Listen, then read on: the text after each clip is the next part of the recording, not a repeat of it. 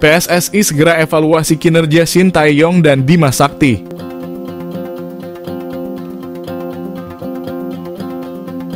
Ketua Umum PSSI Erick Thohir memastikan Shin Tae-yong dan Bima Sakti akan menjalani evaluasi.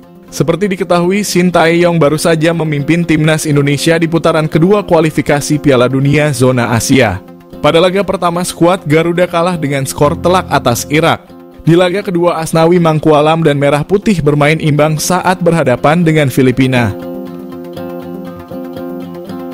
Hal ini jadi awal yang kurang menguntungkan karena mereka menargetkan bisa lolos ke putaran ketiga. Namun mereka masih akan bertarung tahun depan dan peluang tersebut masih ada. Apalagi laga putaran kedua kualifikasi Piala Dunia selanjutnya skuad Garuda akan menjalani 3 laga kandang dan 1 laga tandang. Selanjutnya Bima Sakti bersama timnas U17 Indonesia baru saja bertarung di Piala Dunia U17. Dengan target lolos ke babak 16 besar, skuad Garuda Asia justru tumbang di babak penyisihan grup A. Mereka harus bermain imbang saat melawan Ekuador dan Panama. Masih memiliki kans, Arkan Kakak dan Garuda Muda justru kalah dari Maroko dengan skor 3-1. Erick Thohir menjelaskan bahwa dia baru saja menggelar rapat dengan anggota eksekutif PSSI. Selain anggota Exco, terlihat Wakil Ketua Umum PSSI, Zainuddin Amali dan Sekjen PSSI Yunus Nusi juga hadir. Tujuannya untuk membahas persiapan timnas untuk tahun depan.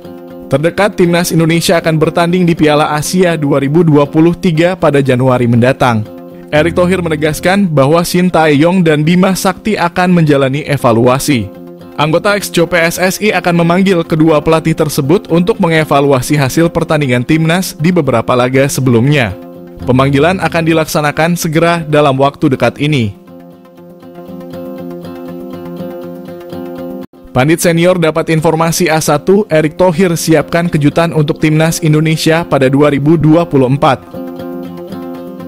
Pengamat sepak bola Roni Pangemanan mengatakan bahwa Ketua Umum PSSI, Erick Thohir, sudah menyiapkan sejumlah kejutan untuk timnas Indonesia.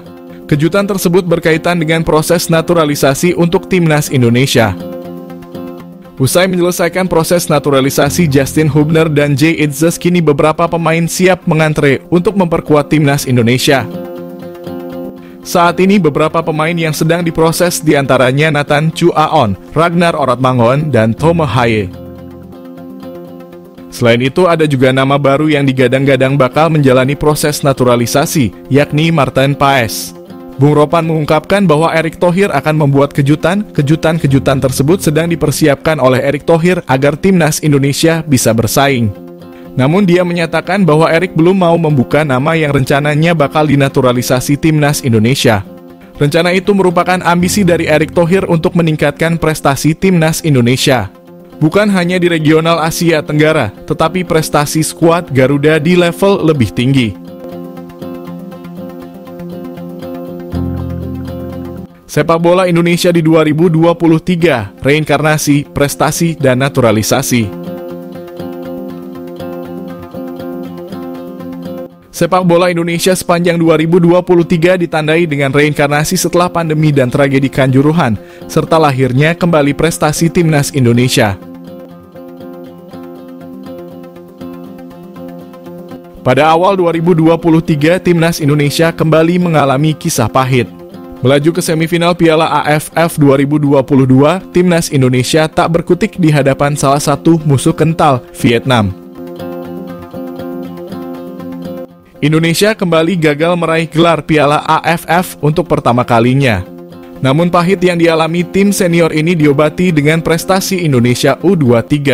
Tampil di SEA Games Kamboja, Indonesia meraih medali emas setelah 32 tahun puasa gelar. Tim yang diasuh Indra Syafri mengalahkan Thailand di partai puncak dengan skor 5-2. Kemenangan ini tercipta dengan dramatis dan sempat diwarnai kericuhan antar pemain dan ofisial. Selepas SEA Games, program naturalisasi yang disodorkan Shin Tae-yong dilanjutkan. Setelah Jordi Amat dan Sandy Walsh, giliran Ivar Jenner, Rafael Struijk, dan Saina Patinama dikejar. Meski menuai pro dan kontra, PSSI tetap melaju. Naturalisasi dianggap sebagai sebuah jalan yang layak ditempuh mengingat banyak talenta berbakat keturunan Indonesia di berbagai penjuru dunia. PSSI yang mulai dipimpin Erick Thohir juga mencari lawan tanding besar. Jika sebelumnya hanya melawan tim papan tengah dunia, juara Piala Dunia Argentina didatangkan.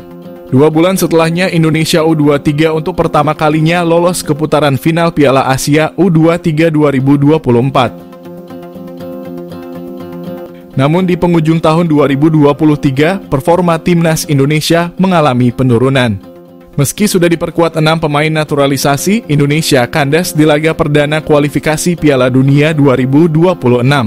Tak tanggung-tanggung, Indonesia dibantai Irak dan Filipina membuat Indonesia frustrasi lewat skor imbang. Terakhir, pada 20 Desember, timnas Indonesia berangkat ke Antalya, Turki untuk menjalani persiapan tampil dalam Piala Asia di Qatar. Kinerja Shin Tae-yong di timnas Indonesia bikin pelatih Malaysia ikut bangga. Kinerja luar biasa yang ditunjukkan Shin Tae-yong bersama timnas Indonesia mendapat perhatian dari pelatih timnas Malaysia, Kim Pen-gon. Kim mengaku bangga dengan rekannya asal Korea Selatan tersebut. Selain itu, Kim Pen-gon juga mengapresiasi tangan dingin rekan senegaranya, Park Hang-seo, selama menangani timnas Vietnam. Kim Pen-gon menyusul Park Hang-seo dan Shin Tae-yong sebagai pelatih asal Korea Selatan yang telah lebih dulu mengadu nasib di Asia Tenggara. Kim Pen-gon mulai memimpin Malaysia sejak Januari 2022. Juru taktik berusia 54 tahun tersebut dikontrak selama 3 tahun sampai Desember 2025. Dalam periode itu, Kim Pen-gon membawa Malaysia lolos ke Piala Asia 2023 Qatar. Park Hang-seo berhasil menyulap Vietnam sebagai kesebelasan yang disegani di kancah Asia dan bergelimang gelar di level ASEAN. Sementara Shin Tae-yong meski belum mampu mempersembahkan gelar, bisa mengantar timnas Indonesia melaju ke Piala Asia setelah absen selama hampir 17 tahun.